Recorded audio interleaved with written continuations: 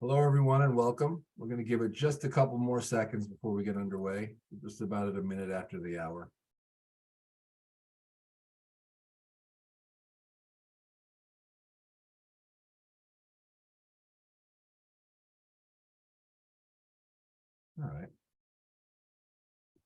All right. Hello, everybody. My name is Bob O'Sullivan. I'm the Associate Publisher of Test Prep at McGraw-Hill.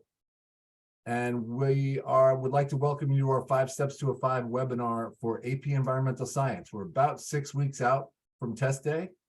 So we hope that this session will allow you for some good review and to be able to plan out your plan between now and the test day. Before I hand it over to Courtney Mayer, I'm going to start with just a couple of housekeeping items up top. Just to be clear, we welcome both educators and students into this session. But for the teachers out there, we just want to be clear that this is a student review. We really want to make sure that it's the students that we're talking to that are really going to take from this how best to spend their review time between now and May.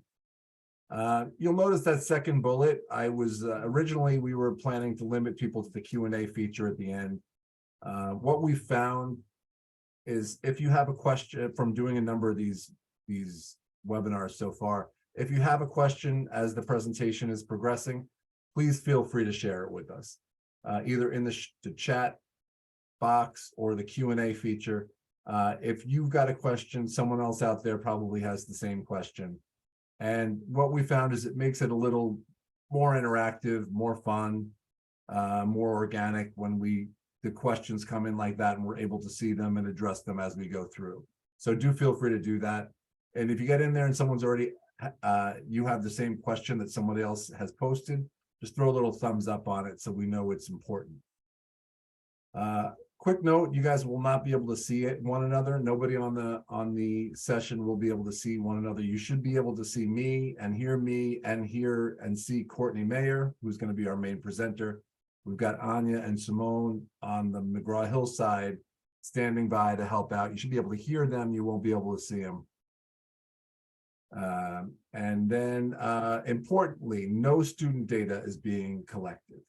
Anybody that has concerns along those lines, we're not collecting any data, so don't worry about it. And most importantly, the last note there is that this session is being recorded. That URL at the bottom, or the bit.ly that you see, and I see Anya's posting it in the chat now, that the recording of this session will be available by tomorrow. So everything that you see here will be available.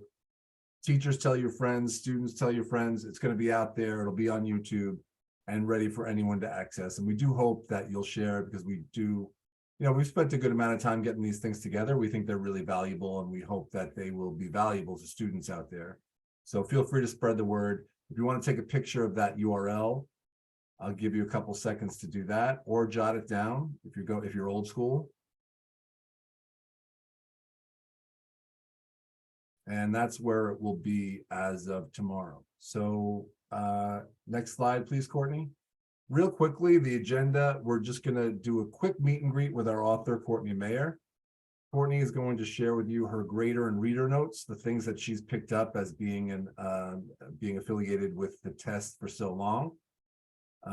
She's going to do mostly, I think, concentrate on the FRQ this time around. Because we do think that that's an important thing to cover, and what a lot of people have mentioned that they struggle with.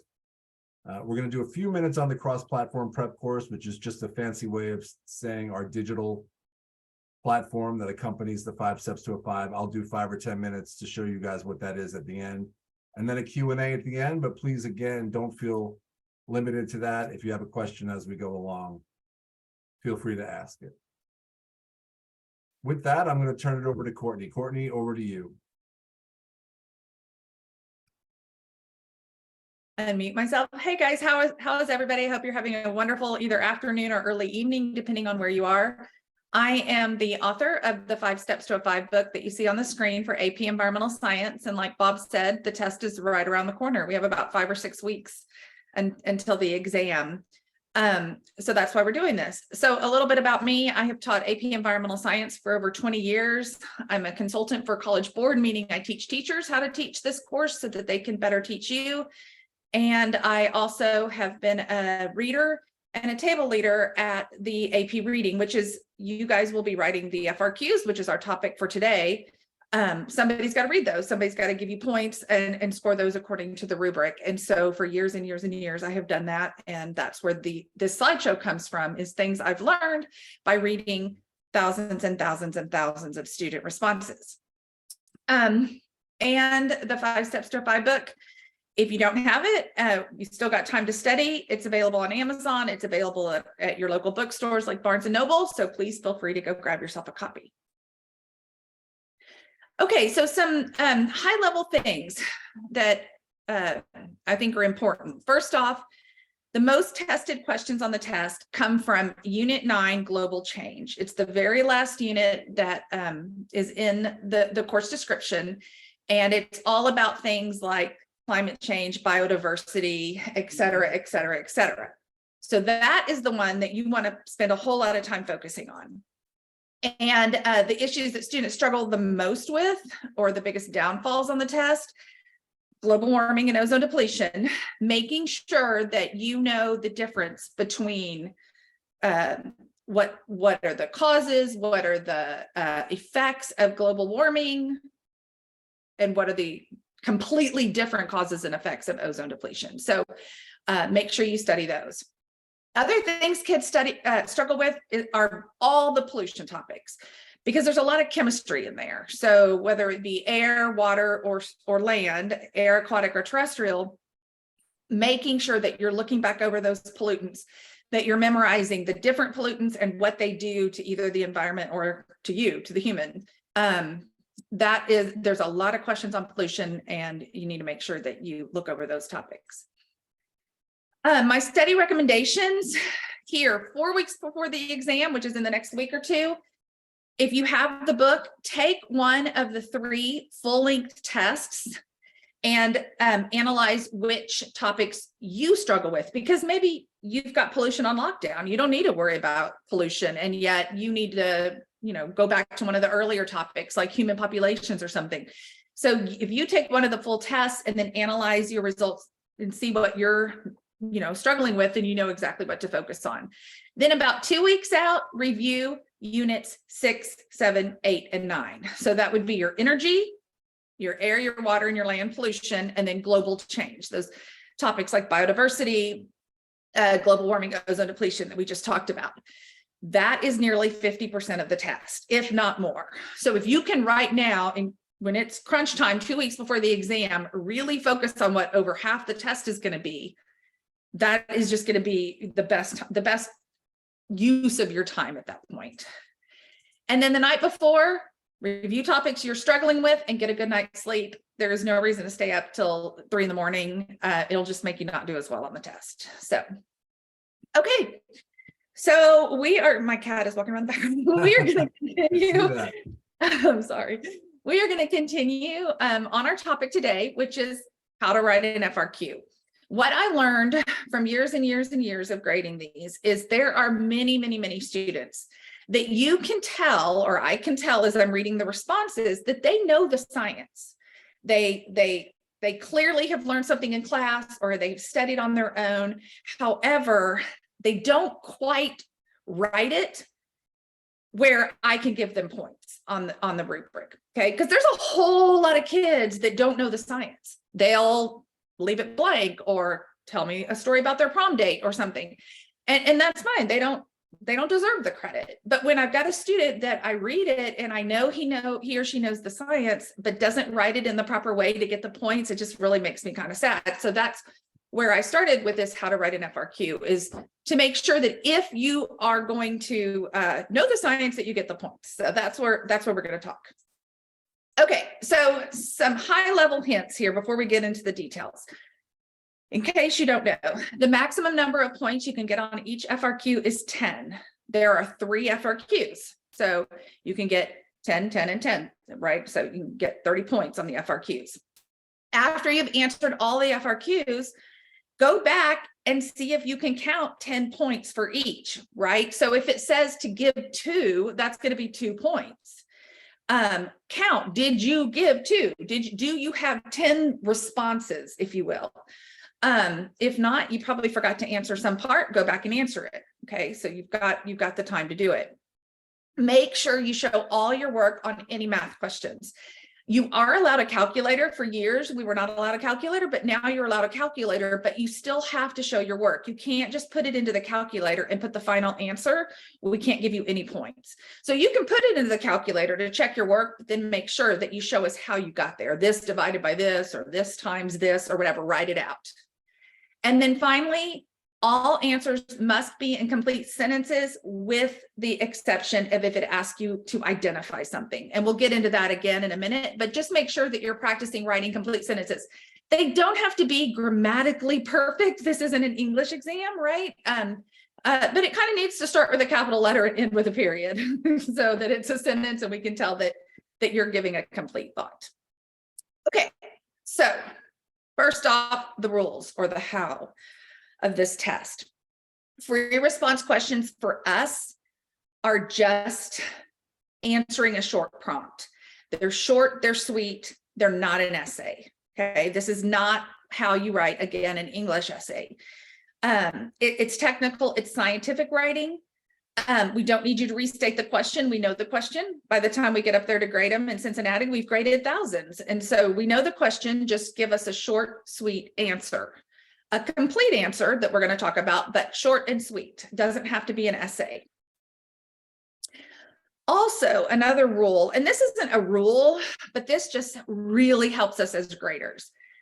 There are multiple parts. So if you haven't by chance seen any free responses, it'll say, question 1A, and then question 1B, and then CI, CII, CIII, or whatever, all the way to 10 of them, right?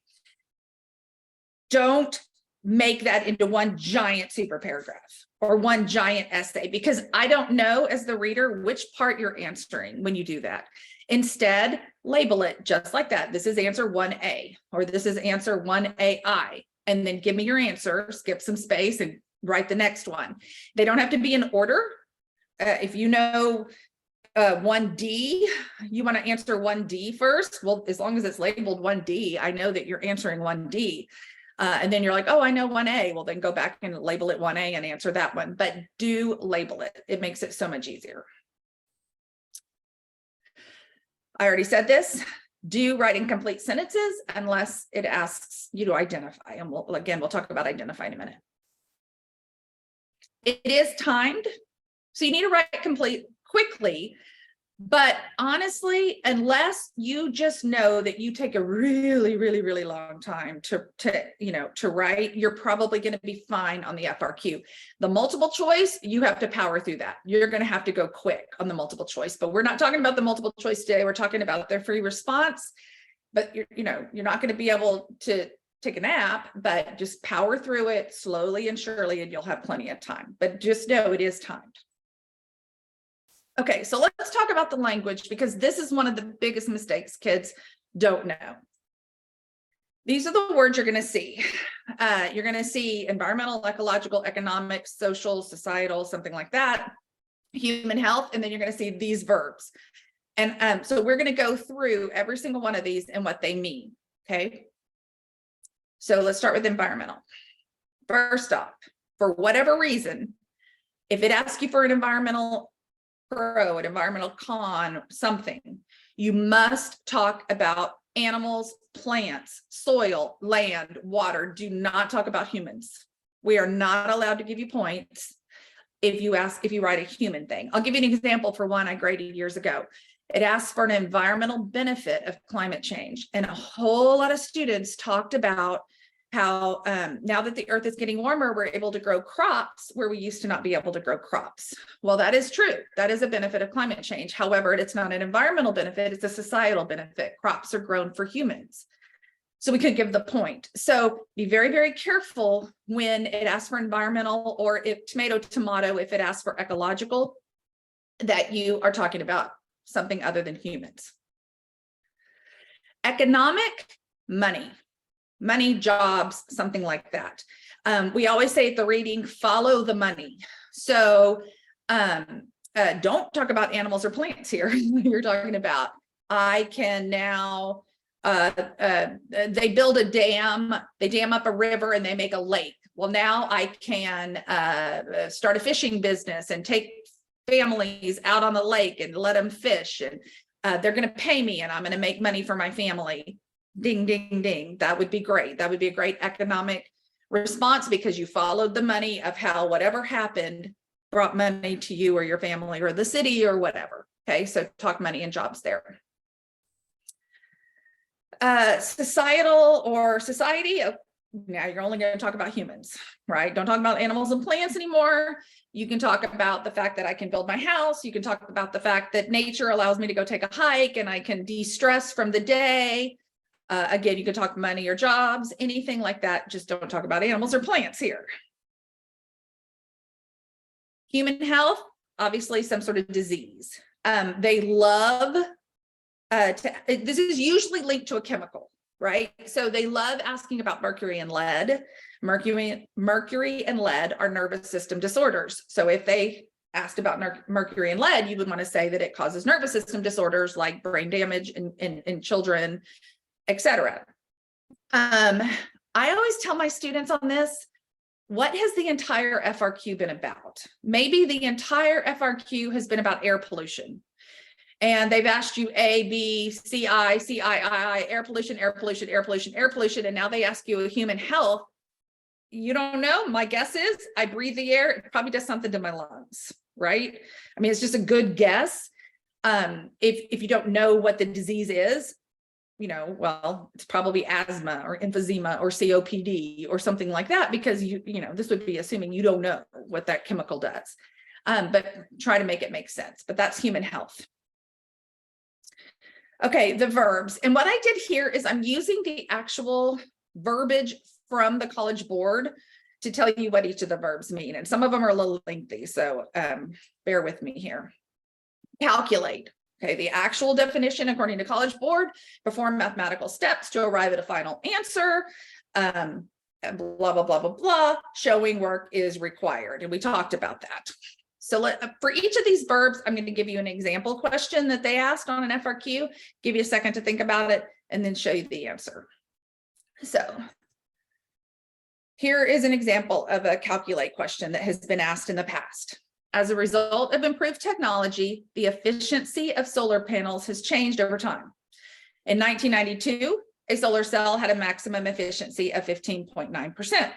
In 2017, a solar cell prototype capable of 44.5% efficiency was produced. Calculate the percent change in efficiency from your 1992 cell to the 2017 cell. Show your work. So let me give everybody a second to think about, you don't necessarily have to solve it, but how would you set this up to show your work and get an answer? Give everybody just a second to read it again.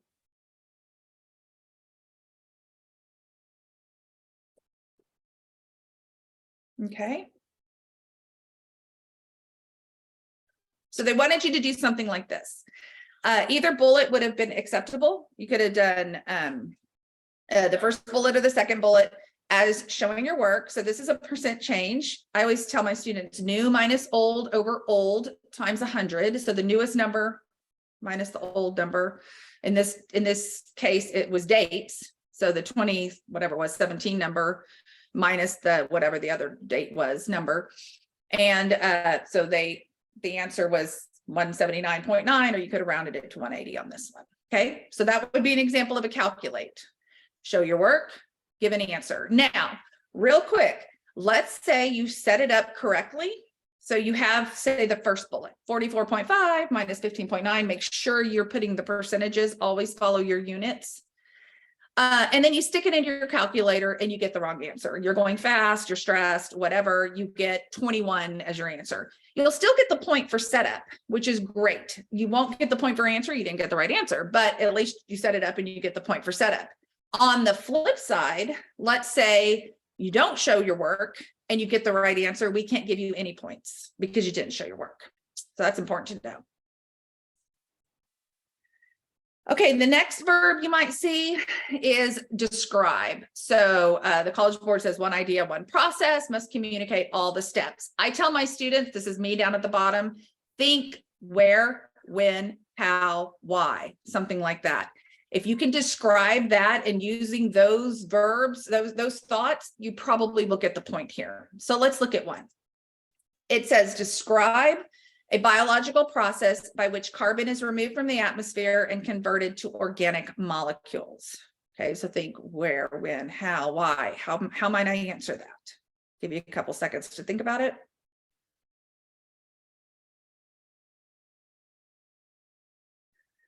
Okay, either one of these bullets would work. You could say photosynthesis, the process by which plants, or you could have said autotrophs, take in carbon dioxide from the atmosphere, convert it into food, glucose, sugar, whatever word you want to say, or complex carbohydrates would be a great answer. And then you can see the second one is kind of just saying the same thing in a different order. You see how I got to the what, the where, the when, the why? Like, what is it? It's photosynthesis. How? What does it do? It does this, this, this. Then you got to the describe. Okay, oh, explain is long. I'm not going to read it all to you. It's similar to describe. You're giving the how, the why, whatever. Explain how typically requires some sort of relationship. Why typically requires analysis of motivations or reasons for the relationship. Again, this is all according to College Board. I just typed it out from their definition of what explain is. So let's look at a real example. Explain, this is, all these are straight off FRQs from the past. Explain how fracking fluid is used to access oil and natural gas in sedimentary rock, such as shale, during the fracking process. Okay, so think about that for a second.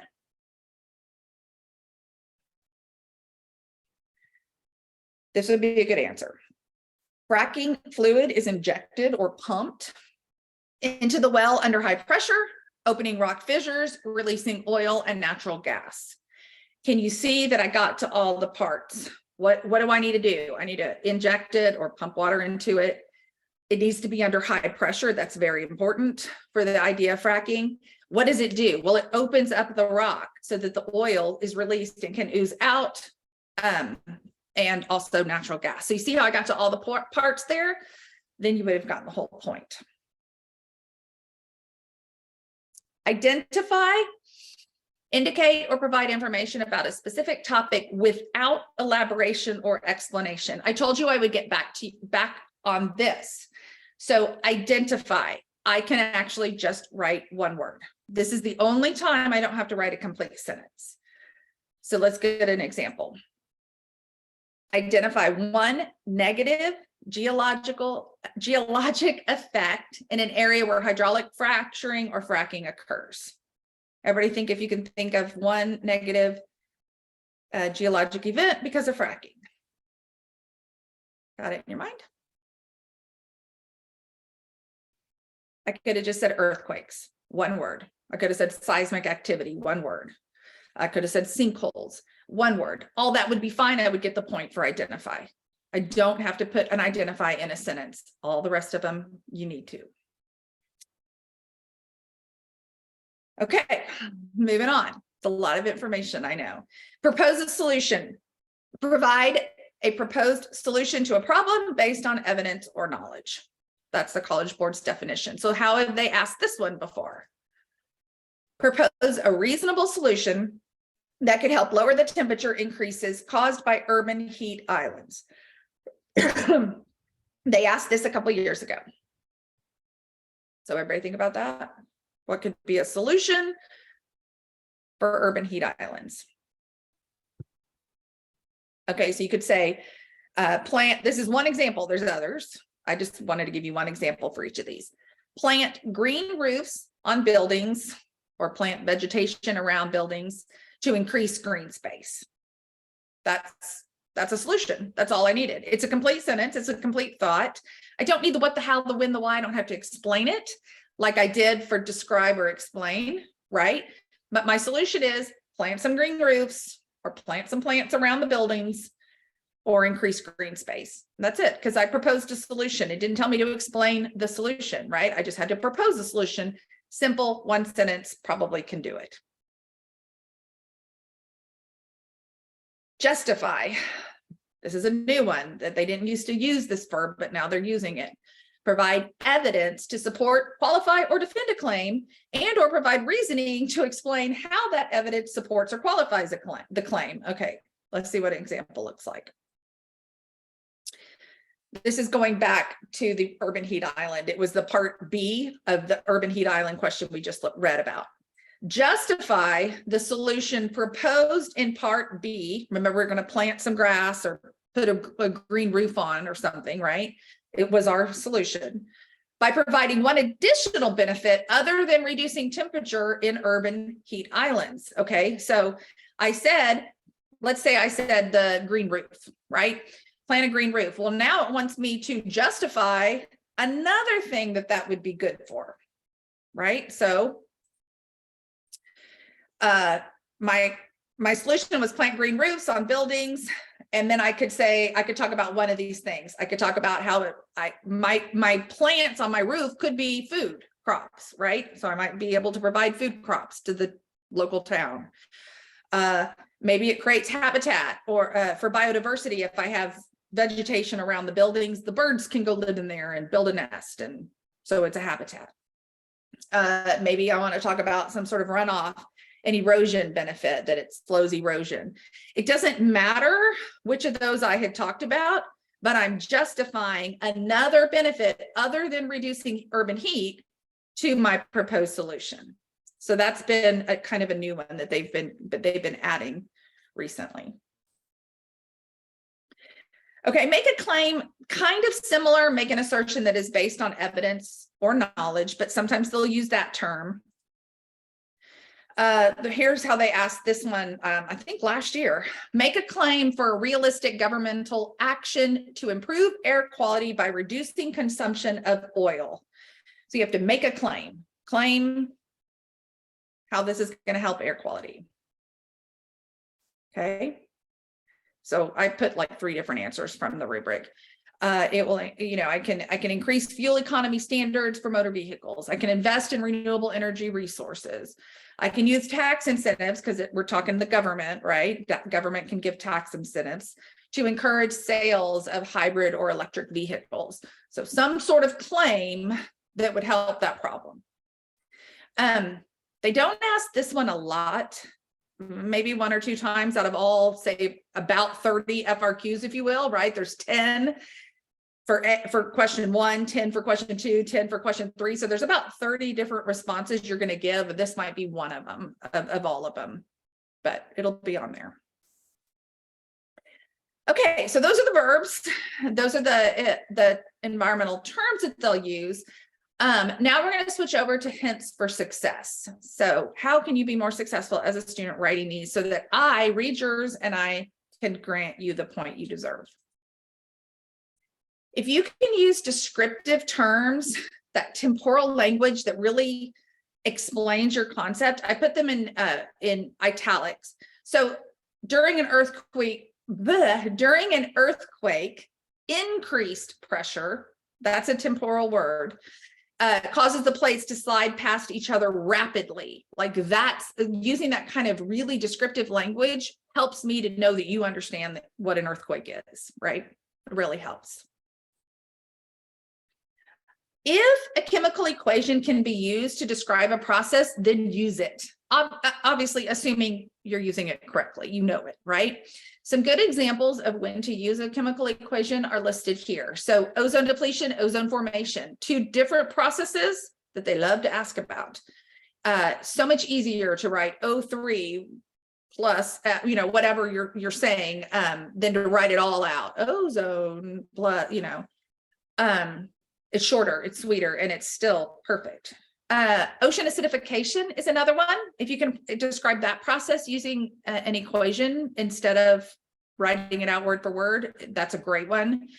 Smog formation and acid rain also, and then photosynthesis and cellular respiration, of course. Those are easy ones to use a chemical equation for, rather than writing out, all the parts of, say, photosynthesis. Courtney, just a really quick time check. We just hit 30 minutes. So Okay, great. doing great. We're about 1/3 of the way through. Okay. We're more than 1/3 of the way through on All this good. I presentation. just wanted to throw that out there. We're going to be done early. Okay, another hint for success. Do not answer more than what is asked. This is so important. So every single question is going to tell you, they will tell you how many answers they want. So they'll say, identify two, and they usually capitalize it, two. Or they'll say, describe one. You are only to answer two or one, depending on what they ask, right? So let's say you give me, it says to describe two, and you give me 3 answers. And the first 2 are wrong, and the third one is right. I can't give you credit for the third one. So pick your favorite, pick the best, the one you think is right, and write that one. So the reader can not award points for your third if they asked you for 2. They cannot award points for your second if they asked you for 1. And they will, every single one. So just, read that carefully. It's a lot of wasted time if you're writing stuff that I can't give you any points for. This is a hard one to explain to students, and I do this presentation all over the nation. And this one I find is really hard to explain, but please try to reread the questions after you've written them, after you've written the answer, and make sure you answered the question that was asked. So I gave an example of one that I read 1,000 times a few years ago. 2014. It asked students to identify ways to reduce the use of electricity. It was actually a very simple question. How do I reduce electricity? I turn the lights off when I leave the room. I, turn the air warmer in the summer, put it on colder in the winter so that I don't use as much air conditioning and heat. It was a very simple question that I think, you could probably ask your 3rd grade niece and they probably would know the answer.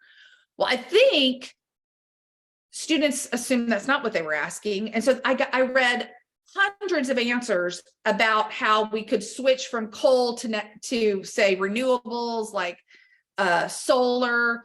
And they give me this whole beautiful FRQ explanation about what solar panels are and photovoltaic cells and on and on and on and on. And it was beautiful, and they knew the science, but they didn't answer the question.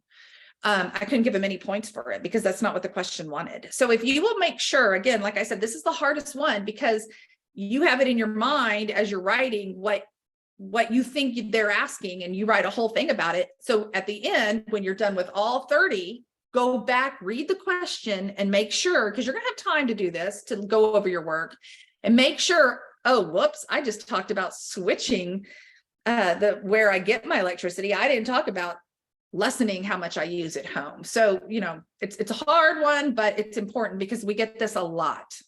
That's why I've added it to my hints.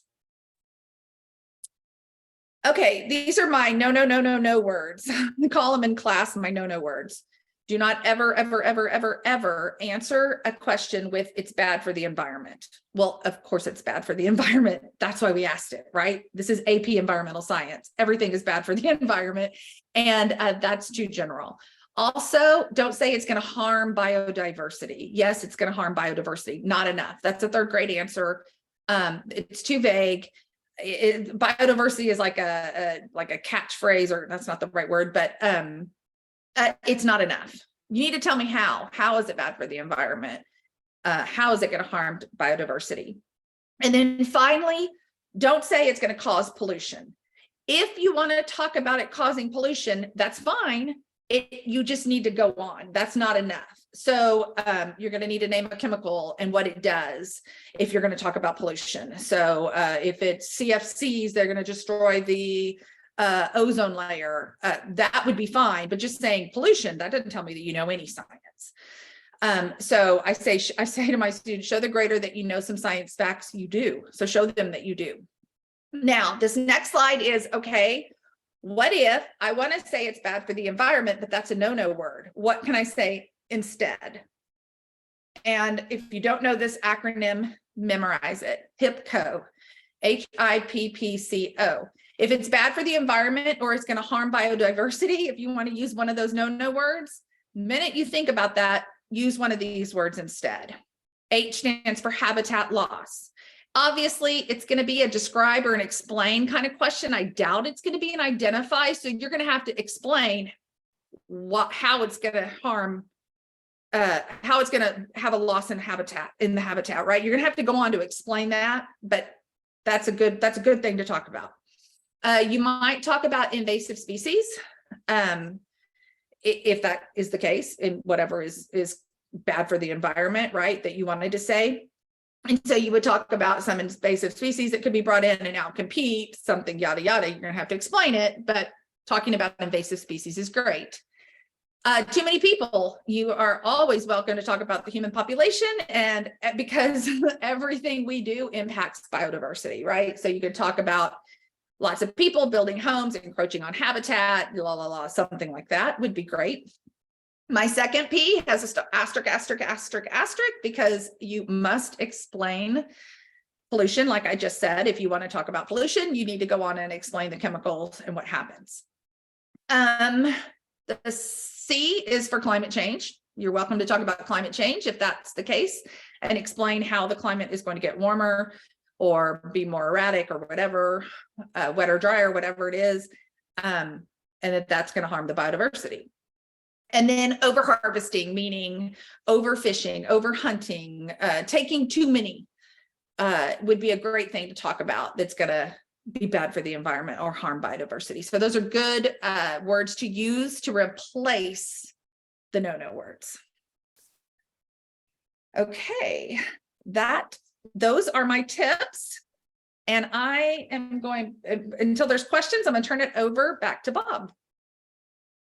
Okay, thank you, Courtney. Great job. Lots of good stuff in there. I just want to go just for a few minutes and introduce you guys to we call it our bench prep platform. That doesn't really mean anything to anybody. It's our online component that accompanies all of our 5 Steps to a 5 materials. So if you could take a couple seconds and take a picture of that screen, you've got the URL that's going to get you there, and the code that's going to get you in. I'll give it just a couple seconds, take a picture, jot it down.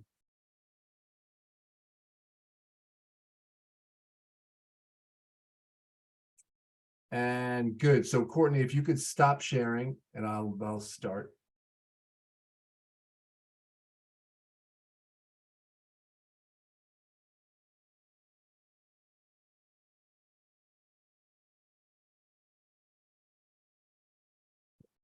Can you see that? You got that, Courtney? You can see my screen. Okay. So when you first come in, the very first thing that they will ask you to do, they'll ask you to give your name, your first name, last name, and an email address. It's as simple as that, and then you're in. Please don't be concerned. You will not get any spam from us. You will receive exactly one email address from us, and that'll just verify that you signed up for this course. Nothing else. Don't worry about it. The very first thing you'll see, and I meant to ask you this earlier, Courtney, what date is the test this year?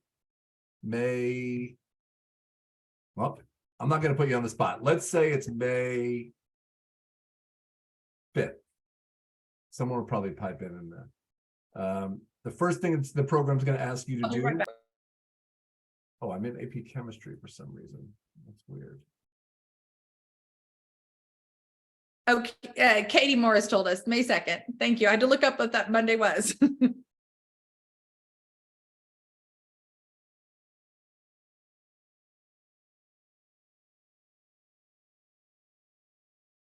Tuesday. It's actually Tuesday. Okay. So, sorry, say again, May 8th, 9th? 2nd, the Tuesday. Okay. So that brings us right to, you've got 34 days. So coming up really quickly. The first thing you'll see is that it'll ask you what the test date is. It'll pop this up and populate for you. It's 34 days until test date. This intro screen is basically your dashboard. This is will follow you throughout your knowledge goals, your study plan progress, your percentile rank, average score on practice, average score on your tests. It'll sort of align with your self-graded strengths and weaknesses throughout. And this will, I don't have them populated now because I haven't been in here, but this is, you'll see, starting with the very first time you're in here, the next time, all this stuff will start to populate and you'll see the progress that you're making in your study plan in preparing for the test. And it's pretty cool stuff. Just real quickly, I don't like to spend more than 5 or 10 minutes. I think if I was going to suggest anything to you guys after this presentation is come in and check it out for yourself. Take that code, log in yourself. One thing's good to know is if you come in and you're on your laptop and working on it in school and you're taking a review section that gets you to question number 15 and you've got to leave, jump on the bus home. If you log on your phone, no matter what, it will pick up right at question 15 where you left off. It's a really cool thing that'll follow you no matter what device you're logging in from. It's going to keep your study plan right where you left off. So this study plan feature is basically just everything that's in the 5 Steps book coursified. It's a digitized, just a way that you can read everything you want to brush up on land and water use. You'll go through. It's all here for you. There's a game center. There's not many games that we have, just one called Sudden Death. It's a flashcard based game. I'm not sure if this has changed. I'm looking at the older one. Do you know if it's updated since then, Courtney? Doesn't matter. I did not. There's a discussions feature where the other students will talk back and forth. Hey, what did you get for number 15? Did you think that should have been C and not D? As you'll see, that can be, kind of an interesting thing too. And the most valuable things are at the bottom, the lessons, the practice, and the tests. What you'll see is if you want to go, I think we did land and water use before, start with the intro, read through. I know land and water use pretty well. I'm going to rate myself as high and go through to the next thing. Tragedy Commons, got that. Got this stuff. We're good. When it comes to irrigation methods, I was a little confused on this, right? Furrow irrigation, spring irrigation.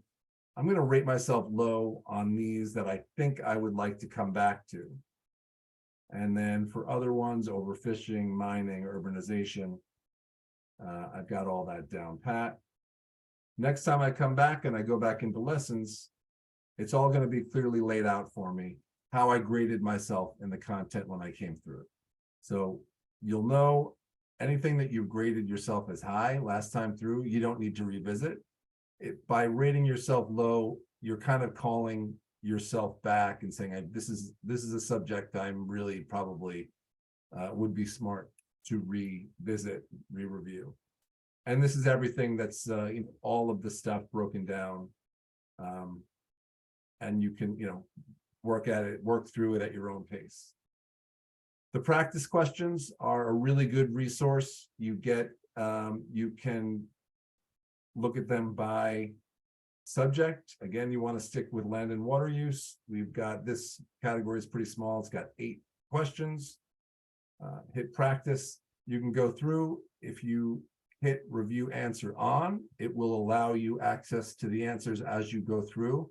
If you put off, that's just going to make it more like a real test, and then you can get 8 answers and explanations when you finish the whole thing. So let's see, a family of 4. I'm going to guess on this one.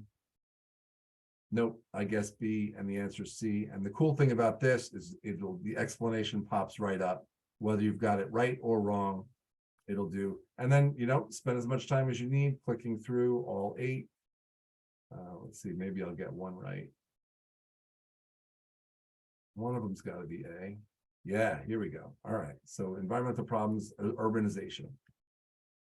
And that's, so that's the main gist of the review of the questions, the practice questions, and probably the most important thing that we can all agree is the full-length practice test that this thing will allow you to take.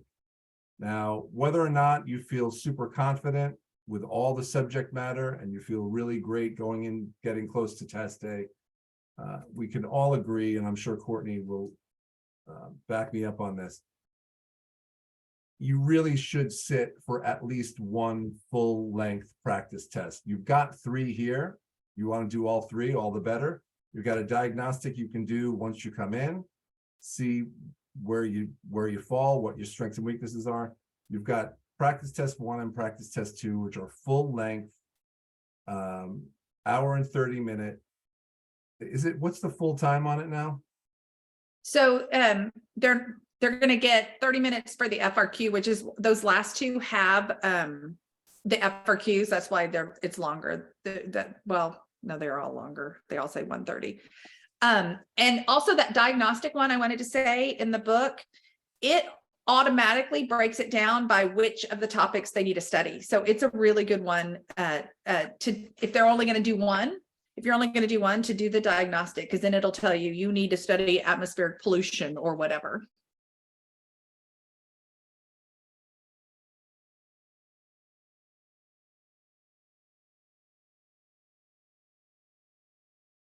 I don't know why this isn't coming up. It's still bringing me, for some reason, I just tried it again. It's bringing me to the old course, but the code that we have on the presentation will bring you to the correct course. But that last piece with the full length practice test, see how this is already updated since I left and came back. I'm now 1% of the way through my study plan. So I'm making good progress today. My average score was 25%. So again, just not to they put too fine a point on it, but the practice test, the full length practice test, will be a really good way for you to practice for the test. You'll sit, you'll concentrate, you'll dedicate the exact amount of time that's required for the real AP test, and they'll give you a good exercise on preparing for that AP environmental. So let's just see, and that's it. I mean, again, I would urge you guys to go in, check it out on your own. It's a really good way. You'll fall down the rabbit hole and wind up spending a good amount of time in here and reviewing. I see that. Bob, question from Tammy. Yep, that's what I'm seeing. Will this platform be sufficient for students to use to prepare for the exam, excluding classroom materials? So if this, in my opinion, do you want me to answer that, Bob? Sure. If they're not using any classroom materials, they need to be reading the chapters. As Bob was clicking through, you know how he said, I could read about trust, whatever it was, trust or ecology or whatever. If they read it, it covers every single concept that the test will be on. I think that's what the question was. That's a good answer. I mean, I would be really reluctant to say that the platform is, you can skip all your other materials and just use the platform. That's just not what the 5 steps to a 5 really is. It's more of a general, it's a test prep resource that's really going to guide you into everything you need to do well on the exam. So I'd stop short of saying that, Tammy, but it is, and again, I would urge everybody to go in and check it out themselves. I think it's a pretty robust resource that's inclusive of a lot of the stuff you'll see. I'm going to stop sharing now, Courtney. If you just want to start again, we can just go back to that URL sheet, the slide that shows the code. Make sure that everyone's got it. Keep this up for a couple of seconds. mheducation.com/5stepsapes. And there's the access code. Thank you, Anya. She just put it in the chat. Use that code, write it down, take a picture. And by attending today or by viewing the recording, you will now have access to this. You'll actually technically have it for a year. I would imagine you'll be not using it too much after May 2nd, but no judgment if you spend the summer hanging out in your 5 Steps Apes online course. All right, why don't we go to that final slide, Courtney, and just make sure that they have the, see if we'll open it up for Q&A. If anyone has a question, I would urge you, we've got plenty of time, although we're happy to finish early. One more, Courtney, just to make sure that they have the URL, the bit.ly. Yep. This is the bit.ly where the recording will live. Thanks, Anya. She's putting it in the chat as well. So as of tomorrow, what we've just, what Courtney just presented, what we just went over, will be available. Tell your friends, tell your teachers. And that will, of course, that will, they will also have access to our online study tools. At that, I guess we'll just, we'll throw it out there one more time, see if anyone has any final questions. Going once.